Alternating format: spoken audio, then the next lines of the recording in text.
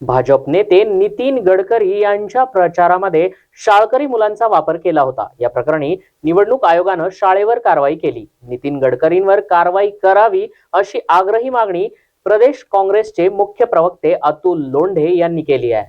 निवडणूक आयोगाने कुठेतरी आचारसंहिता भंगासाठी कारवाई केली याचं आम्ही स्वागत करतो, पण ही कारवाई म्हणजे आग रामेश्वरी आणि बंब सोमेश्वरी अशा पद्धतीची आहे। शाळेतली मुलं भर उन्हामध्ये रॅलीसाठी उभे ठेवणं हे उमेदवाराच्या दबावाशिवाय होऊ शकत नाही किंवा त्यांच्या टीमच्या दबावाशिवाय होऊ शकत नाही, आणि त्यामुळे शोभेची वस्तू बनवणं त्या मुलांना जर काही झालं असतं तर। शिवाय निवडणूक आयोगाने पहिल्याच पत्रपरिषदेमध्ये ह्या गोष्टी सगळ्या स्पष्ट सांगितल्या होत्या की मुलांचा वापर निवडणुकीत करता येणार नाही, तरी हा केला गेला। कारवाई कोणावर झाली? कारवाई संचालकांवर आणि मुख्याध्यापकांवर होणार।